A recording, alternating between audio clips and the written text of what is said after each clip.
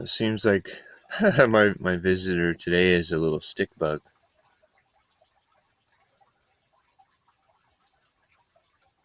I don't know how well you can see this.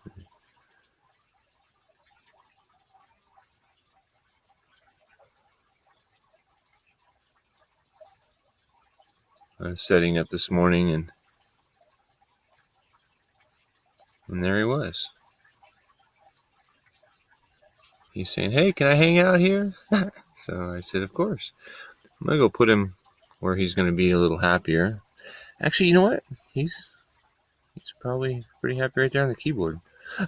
No, we'll put him in with the aquaponics. So be right back.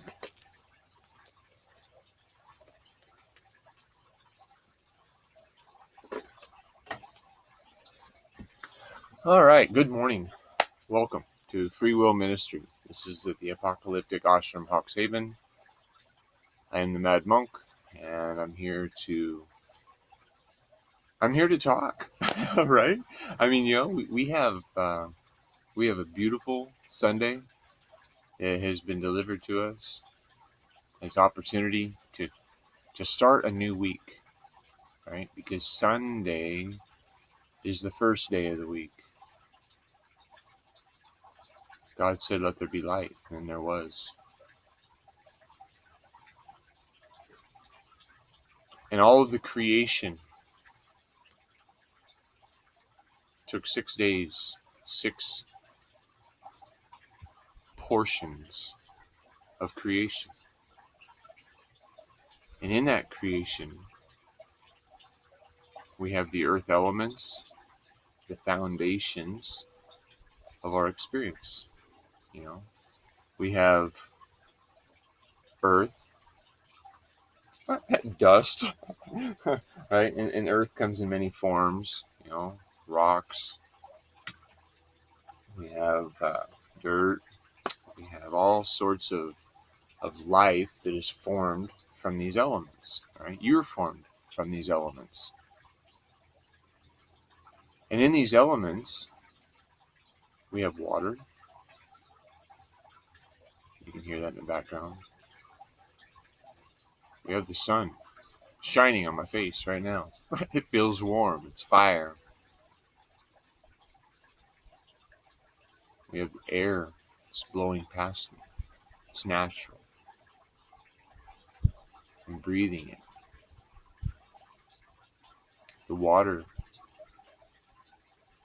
it flows through my body as blood.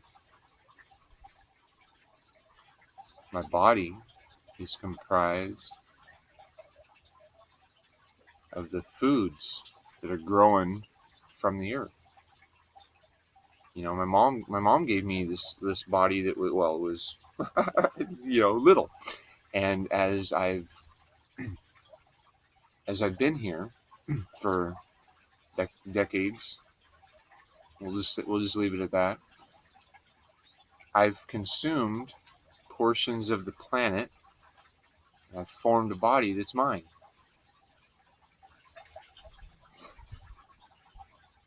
The fire that is within me is what animates this vessel. That's my part of God that gives me life. So the air that I breathe, the water that I drink, the fire that's within this body of the earth, it's what gives me the opportunity, the elements to express in this space and time. That's the other two things that are necessary. Time to do it, and the space in which for it to happen. And what time is it?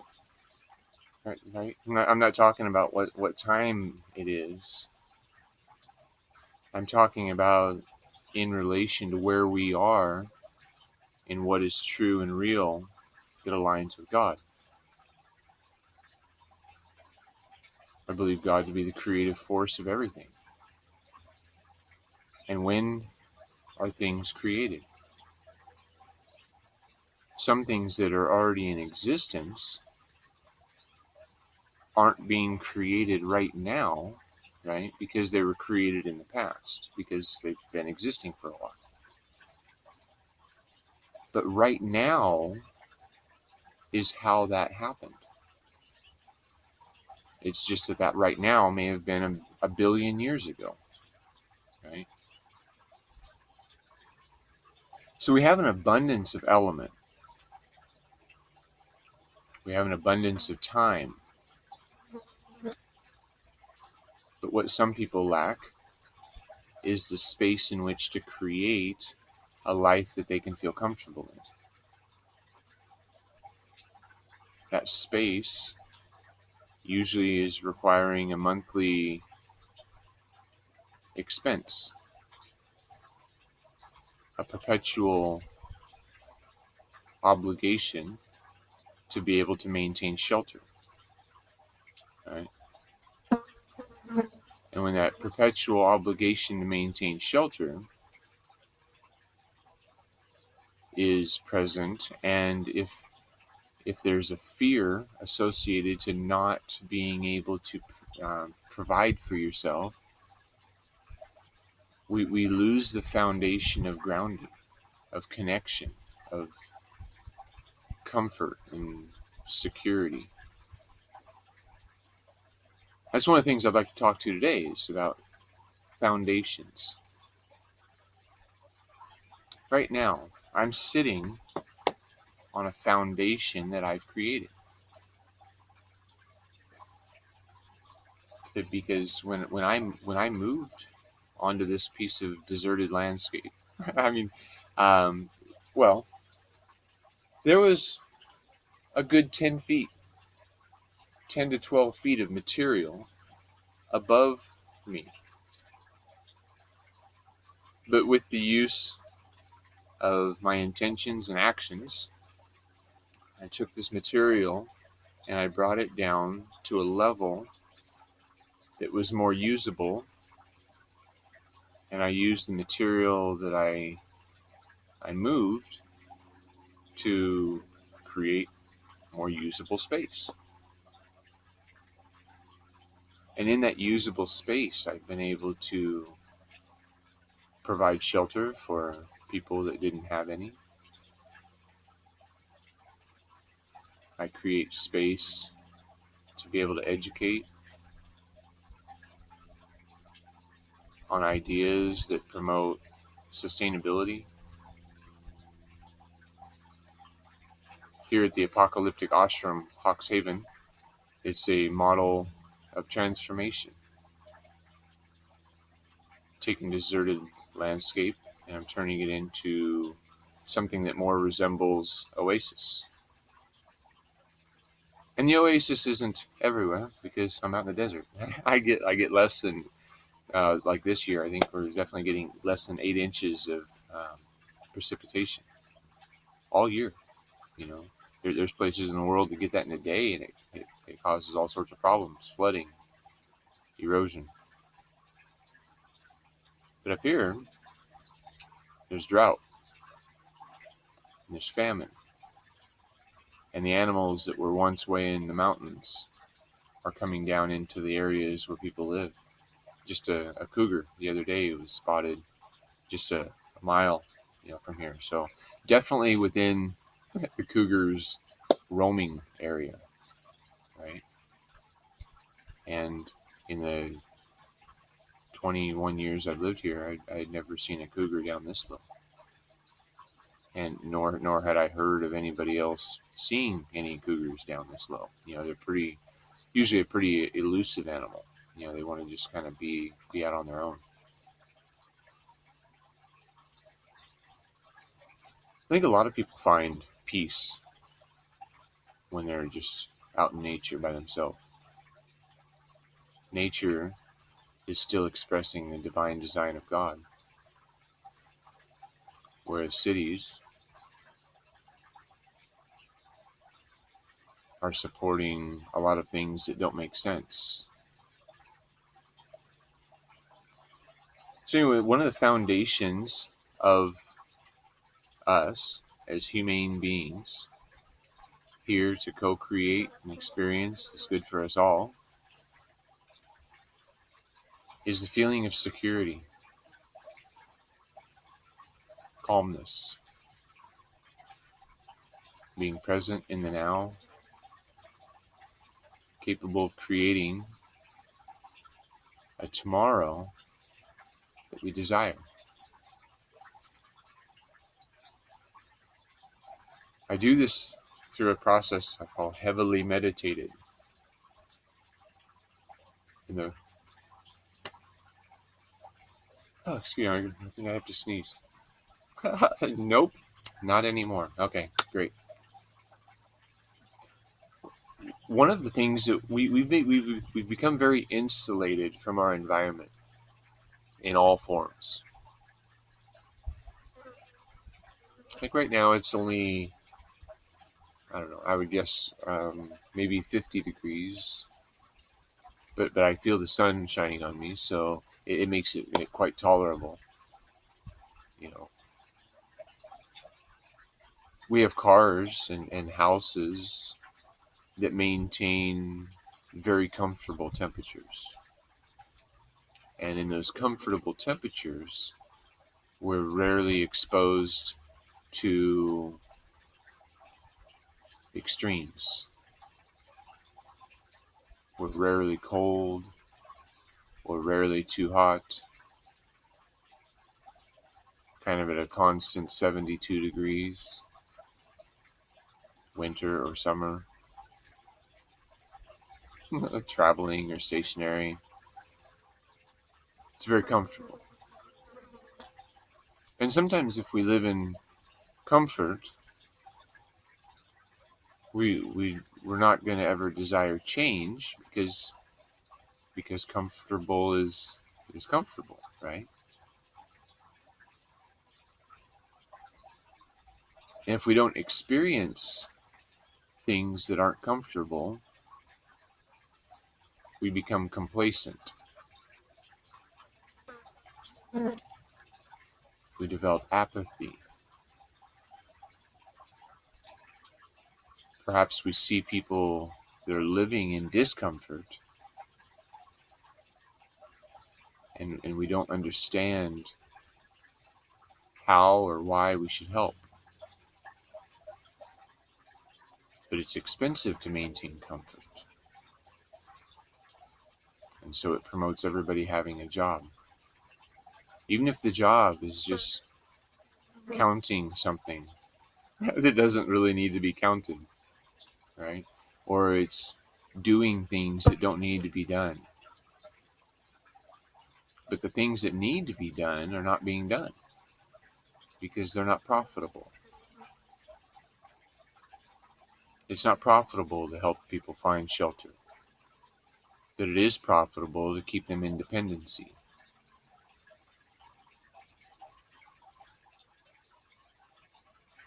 I work with homeless people regularly, and one of the things that the state has helped to maintain is a dependency,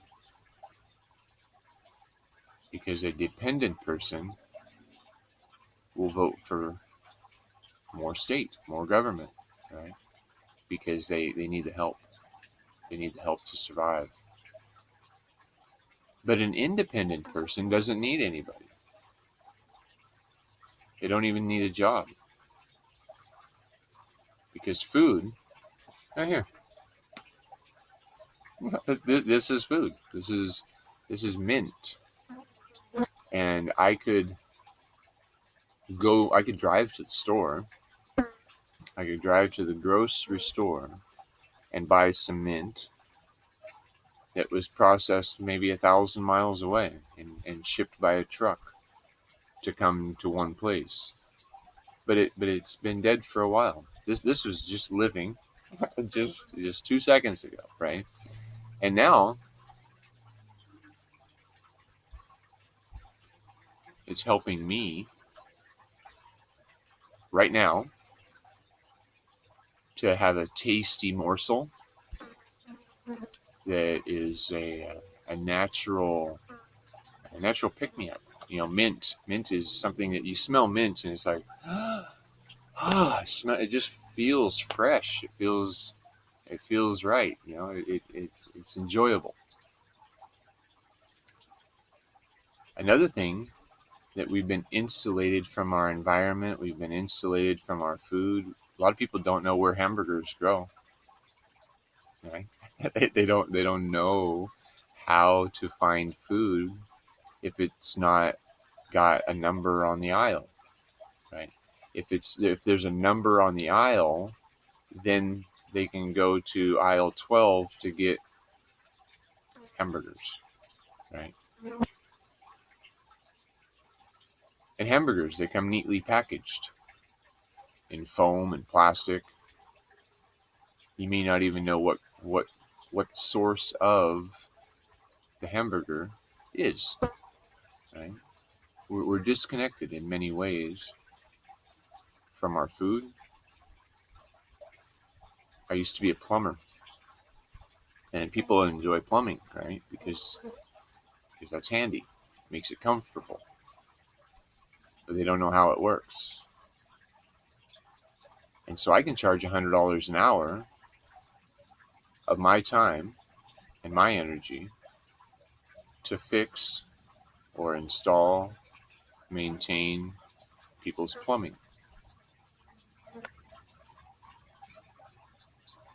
Or if something happens to their house and a board, a structural component is damaged, I know how to cut it out and replace it. Whereas it's a mystery to many people.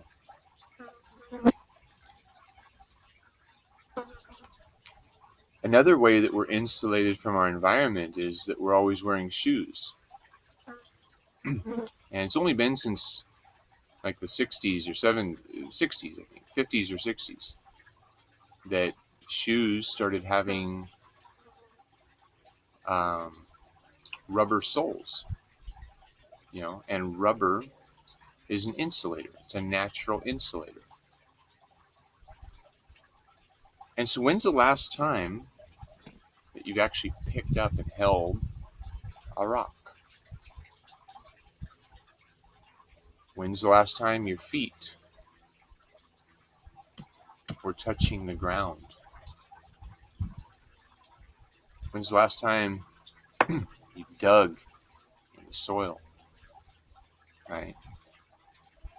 Touching it, laying on it,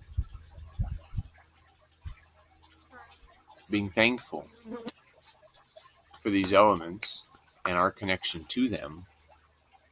It gives us life. It gives me right now. It gives me the ability to share with you because I'm using elements of the earth that have been modified and changed. And one of them is a laptop right now that I'm looking at. I'd rather have real people right here, right now, talking and co-creating. But it's Sunday morning, so many of them are dressed in their finest clothing. And they're in a big building.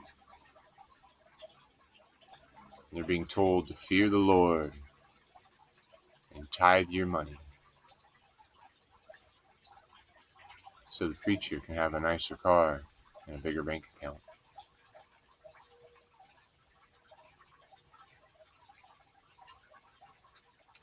When I was helping the homeless, well, I'm still helping the homeless, but I'm doing it in a different way now. When I was helping the homeless, volunteering into a nonprofit organization in town, I realized quickly that they needed people to sign in every day.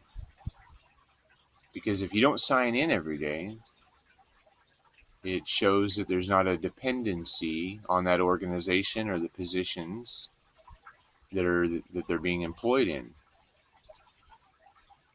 And so there's a level of dependency that is maintained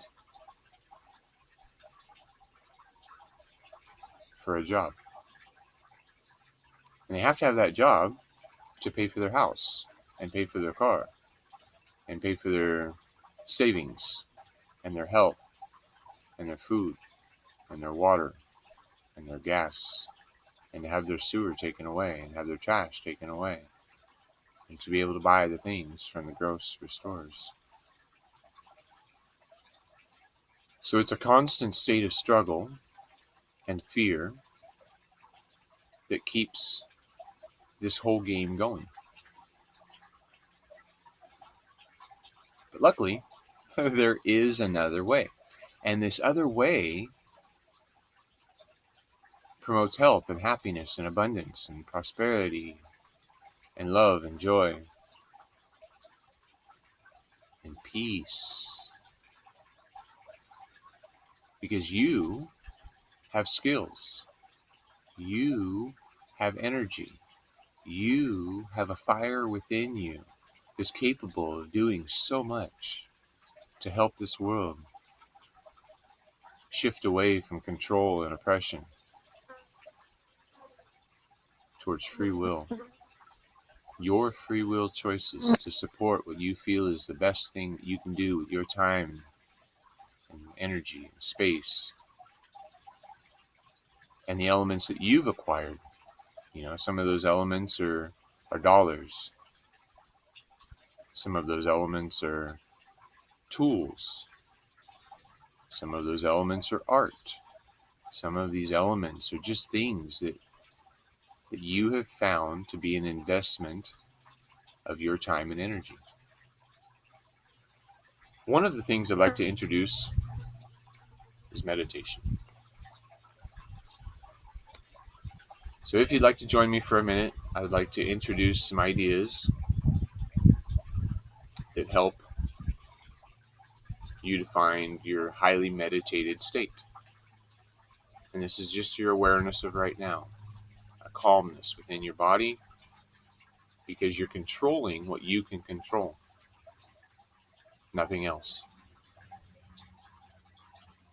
So if you feel comfortable, I'm sitting on bricks and rocks and dirt. So if you have anything at least that comfortable, sitting with your legs crossed, I like to have my palms up because that's the way we receive. I don't reach out to grab something or to accept something with my palms down. If somebody's offering me something, my palm is going to be up. Maybe they're going to be together, right? So my palms are up. If I just gently touch my thumb to my forefinger, that's just a nice place for it to relax, really, to rest. Plus, there's energy that flows through our body. This connects the loops at the ends. So I'm going to sit with my spine straight. My chin is parallel to the ground. My shoulders are back and relaxed. I trust in the foundation that I'm sitting on.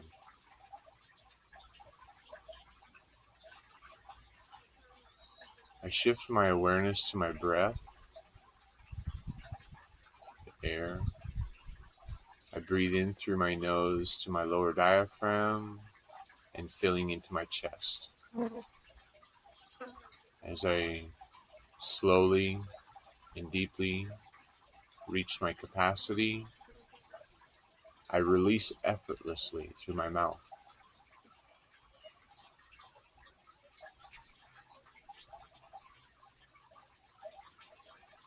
I get rid of the bug that is trying to eat my nose. I return to where I want to be. I breathe in and I release.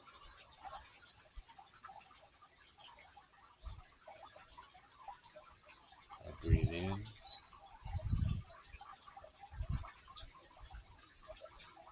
and I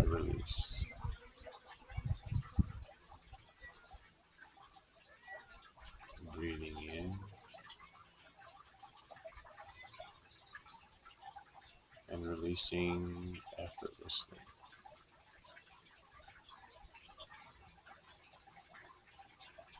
I trust in my foundation, keeping that breath, keeping the focus on my breath, and I'm going to start controlling the things that I can control.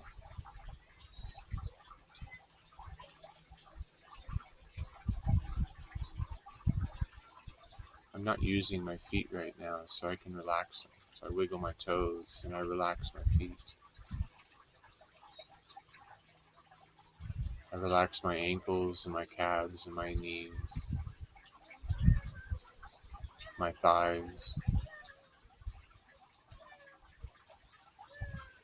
my hips. I trust in my foundation that it will always support me.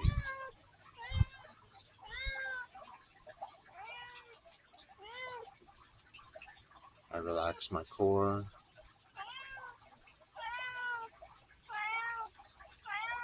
I remove all tension from my hands and my wrists, my forearms, my elbows, my biceps and my shoulders. I breathe into my chest and I release and I relax my torso.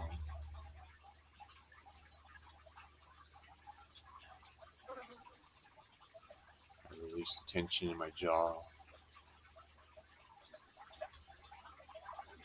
my cheeks,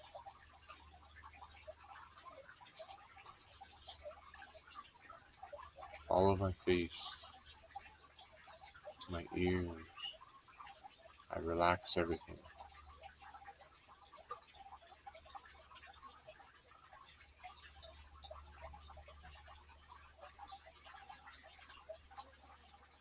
I'm only focused on right now.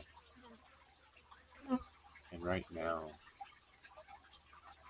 I choose joy and peace and acceptance and gratitude.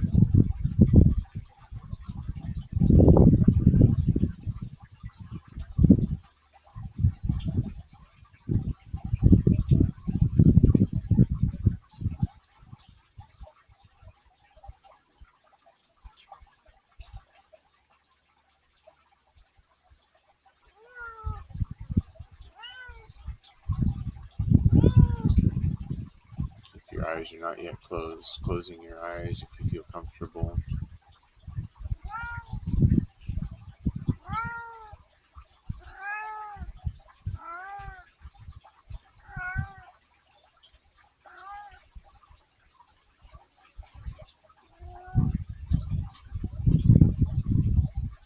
Looking at the center of your forehead from the backside. If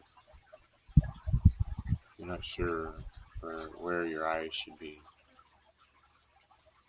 placing your tongue, the tip of your tongue, to the roof of your mouth behind your teeth. Just barely touching.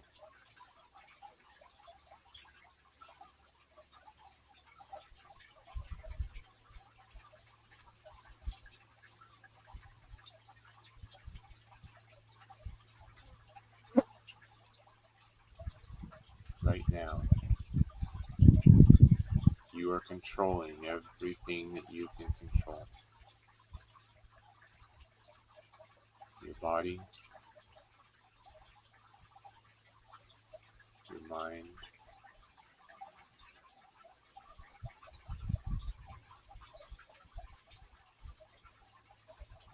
who you are, where you are,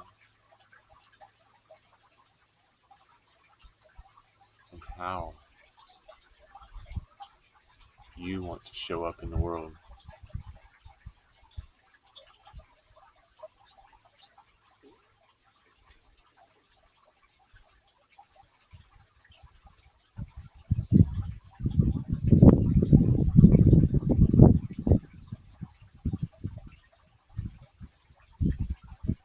expanding your body, letting go of any tension that has settled in.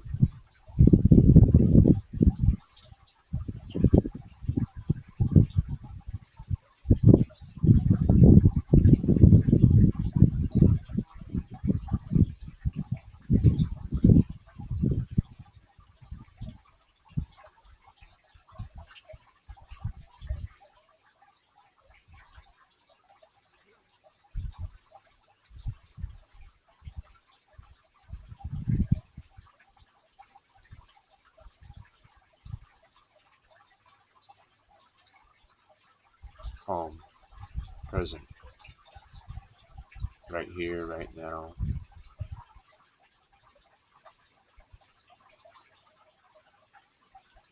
Becoming aware of your space surrounding you, rubbing your fingers together just for a moment, opening your eyes when you feel comfortable.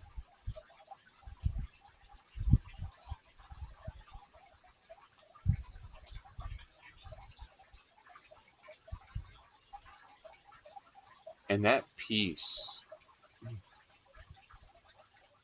is available to you always.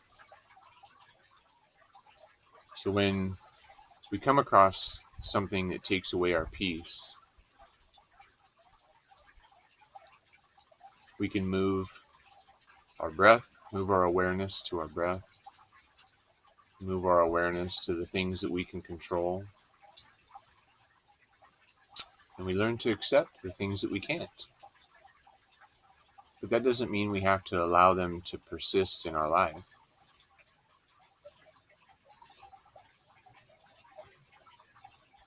Healthy boundaries. Right here.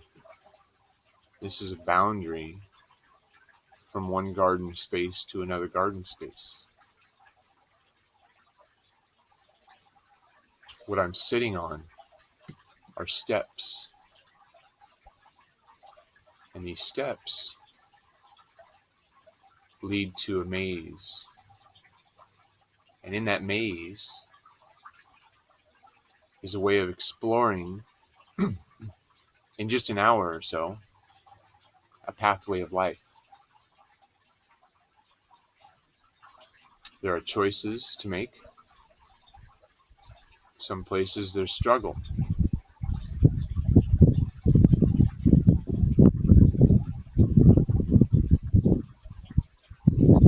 Some places there's danger. And in some places there's just a really nice place to be able to sit and enjoy the view. And if you find one of those dangerous spaces where if you continue, it looks like death is imminent, it's wise to turn around, right? And go back to where you had a choice. And that choice might be in life, somebody offering you a street drug, or something recommended by pharmacy.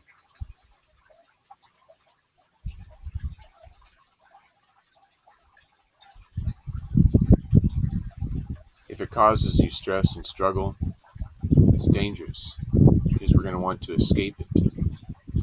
I think a lot of people are self-medicating today with alcohol, drugs, entertainment, to escape the reality that they're living in. But if we work consciously, we can create an environment that we don't want a vacation from even. Because it's what we've created, it's what we want. And if what we want is what we build, there's not a desire to escape it.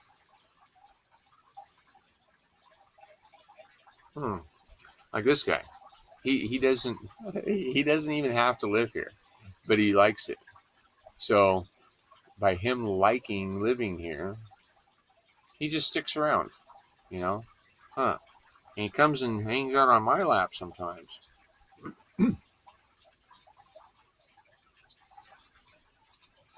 Anyway, I wanted to talk a little bit about grounding, grounding and earthing.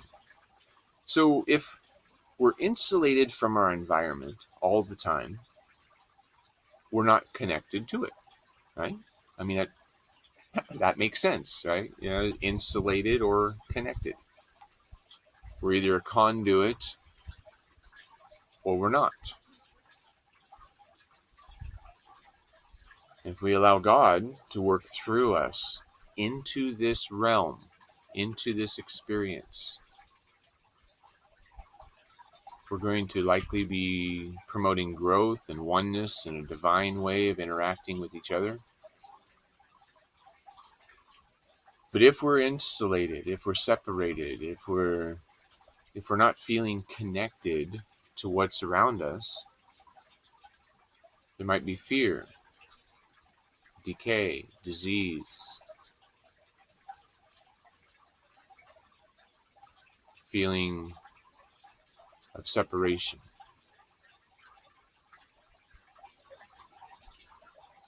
We try to control things that we can't control instead of controlling what we can, where we have power.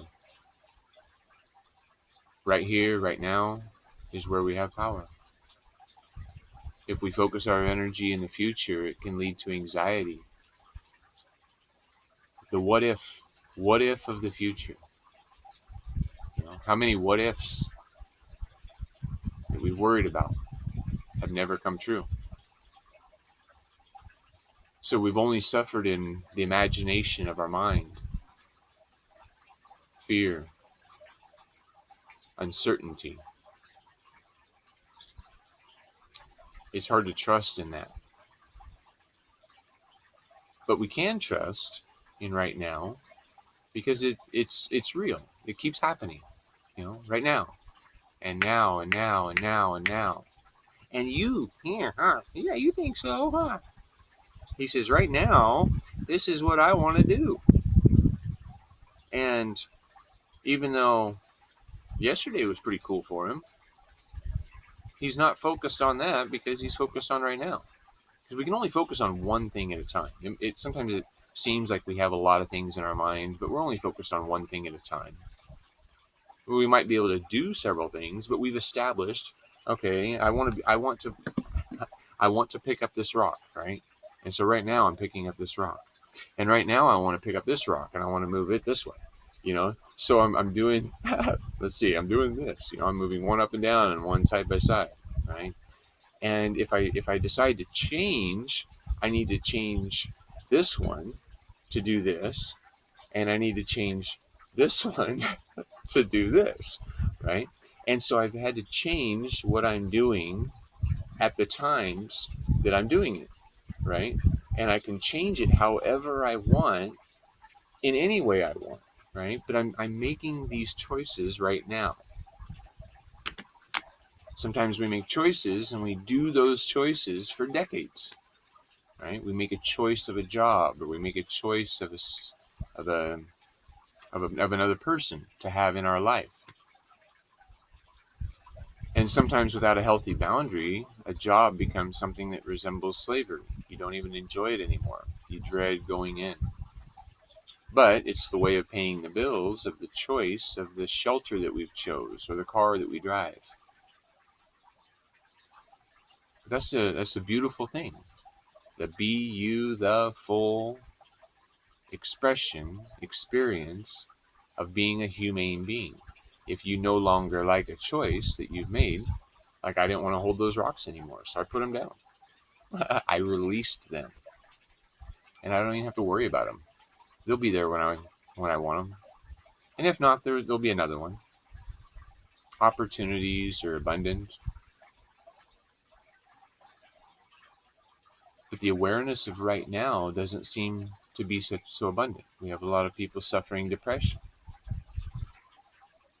Something that happened in the past keeps being brought into the now through our thoughts of what happened to us.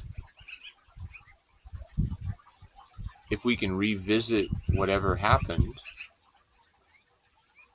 and in some way find a growth experience from it, we can recognize how it happened for us.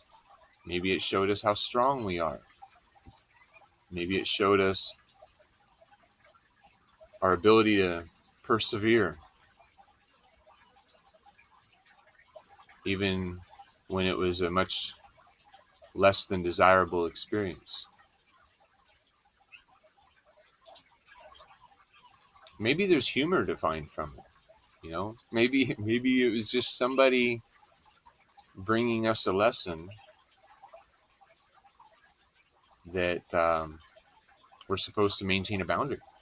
There's some people that I really love that I've never seen again.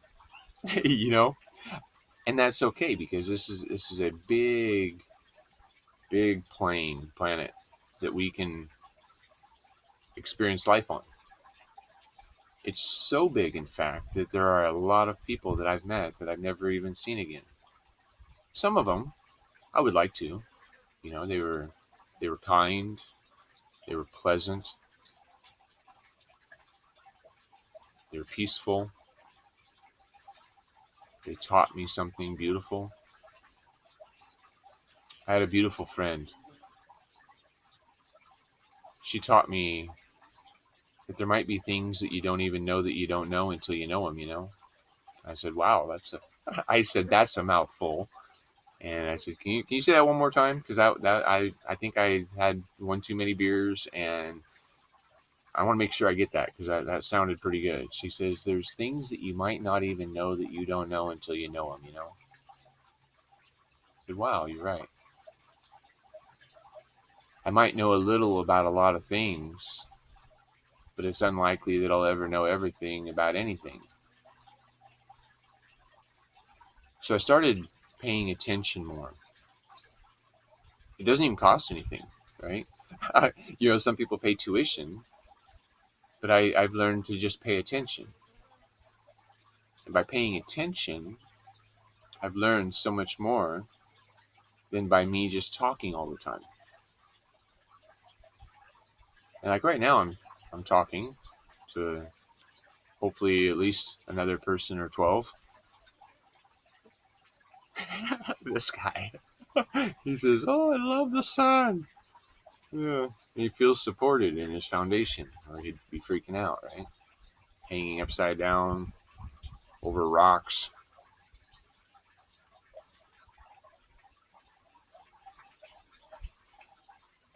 But when we pay attention and we realize that when we are talking, we're only regurgitating, we're only expressing what we already know. And if we ask questions about things we don't understand, instead of explaining what we understand about it, we have a chance of learning new things, new ways of being. And when we have these new ways of being, sometimes they promote health and happiness and abundance and gratitude. The attitude of gratitude. What do I have to be thankful for right now? Right? What is it that I have to be thankful for? And at the minimum, I woke up today. I opened my eyes and I leaned forward and I grabbed my hammock and I pulled myself out of bed. I breathe, and I'm here right now to do what I want to do. And for that, I'm thankful. Because there's a lot of people who are denied that. They don't wake up. The ambulance is called, or the coroner.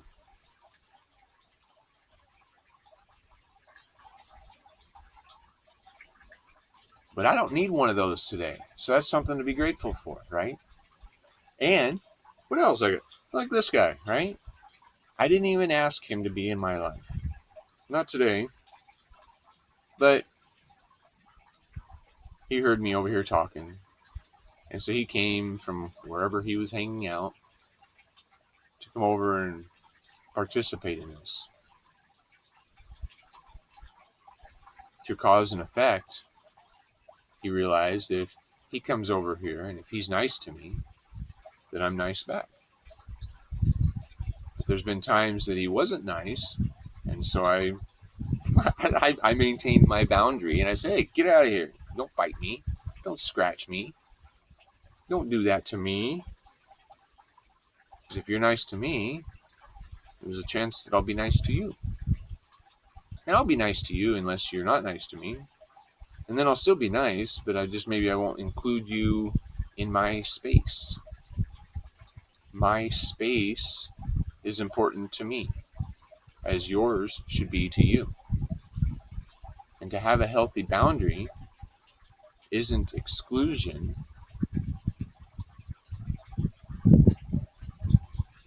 It's maintenance of what you can control. So we should take inventory on what do we want in our life? Who do we want in our life? And there's some people that it's okay to love them, even if it's from a great distance or behind a restraining order or behind a verbal announcement to them saying, you are no longer welcome in my life. If you want to be toxic to you, that's your free will. But my free will allows me to maintain a healthy boundary from people who are not wanting to grow, express oneness.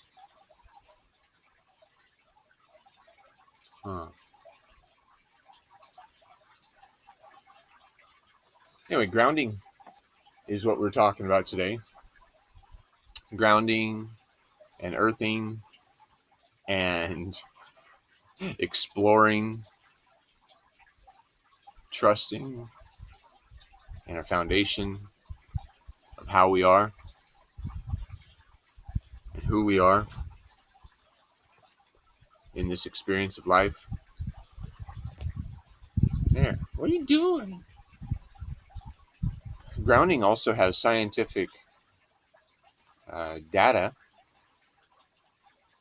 that shows that the free radical formations. Let me take a step back on this. So we have electricity in our body. Our nervous system, it responds to electrical stimulus, right? And so our nervous system and our body, our skin is our largest organ, and we are regularly gathering electricity from our environment. We have, if you turn on the television, right, it's being broadcasted over waves. The radio waves are surrounding me right now. If I turned on a radio, it's there.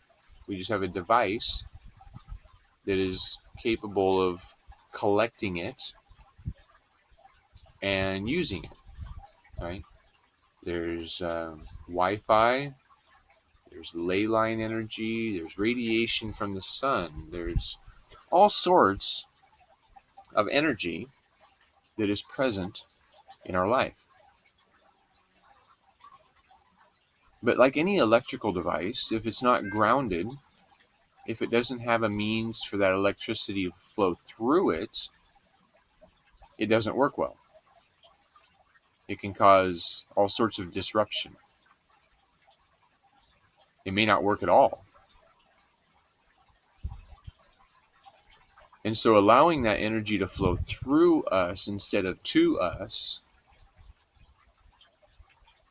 can produce productivity or an abundance of experience, life.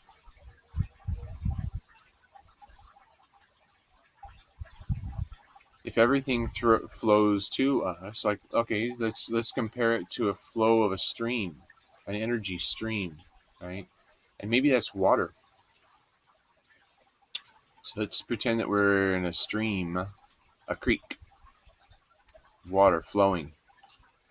And all of this water that's flowing to us, we're trying to hold on to it. Right? We're trying to hold on to it, but it keeps coming. Well, quickly we're going to recognize that this is a real burden. This is too hard. This is really, really difficult to hold all that water back. But if I stop trying to hold on to it and I let it flow past me and through me, I can effortlessly float on top of it. And when I'm effortlessly floating on top of it, it can carry me a long ways. It might carry me from a mountaintop to an ocean.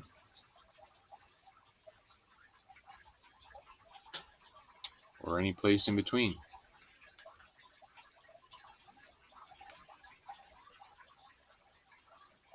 So it's important that we touch the earth at least 10 or 15 minutes, a couple of times a day. You can be barefoot. Maybe your feet are not yet strong enough to be able to walk on rocks.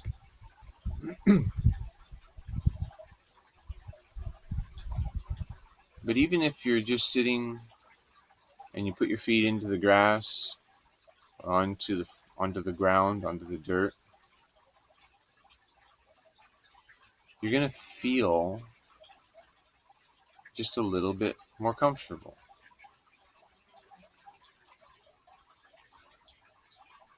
There's documentaries.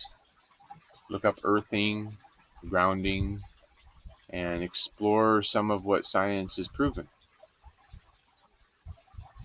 But this science doesn't make anybody any money, and so it's not heavily advertised, even though it's healthy and actually a quite productive use of your time. It's not being shared in the culture that's shaped by television programming, by idols, or by those in business that are looking to make money off of everything that you do.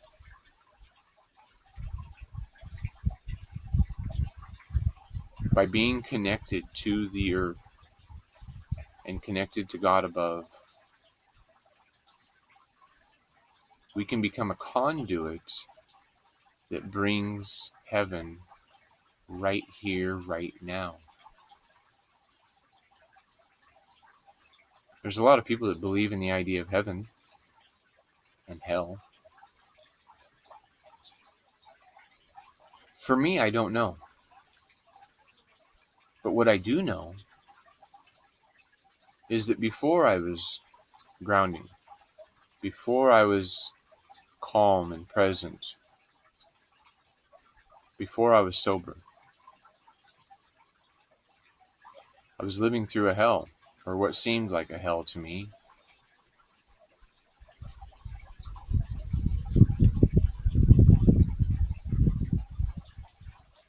All sorts of things that I felt I had to do. Spending time in relationships that were stressful.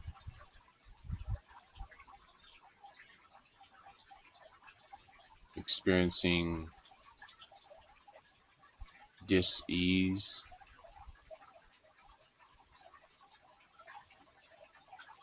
Sometimes I even contemplated, do I really want to even wake up tomorrow? But then I realized I have family here, and I have friends here, and I have people that rely on me or what I do to help them. And so if I decided to leave this body behind, I'm affecting more people than just myself. And that would be selfish. to increase the suffering of others for the relief of myself. And so I'm still here. And I'm glad that I am, because I've changed what I do to change what I experience. And now every day I feel like I'm waking up to a heavenly experience. I'm doing what I want to do. I've started my ministry. Even though the state believes that I have to ask their permission to do what God has told me to do, I haven't asked their permission. I haven't bought a big building to use for a couple of hours a week. I've invested my time and energy elsewhere, where I'm actually doing things to help people instead of praying for them. Or is it preying on them?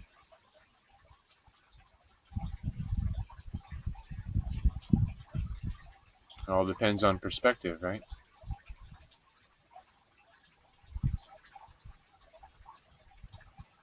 Anyway, I think I've talked enough today. I hope that everybody has a beautiful day. And if you feel inclined, if you are aligned with the words that I say, you can repeat them to yourself.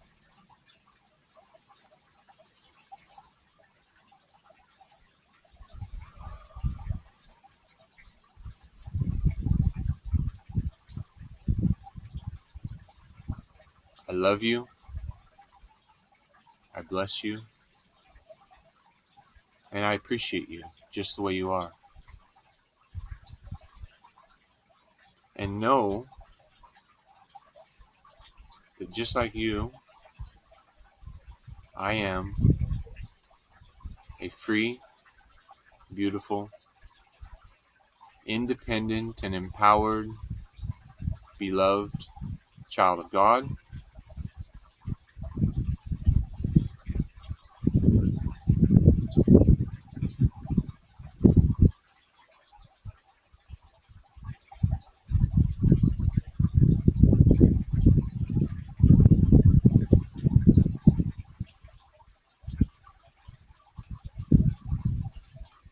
Be like water, friends.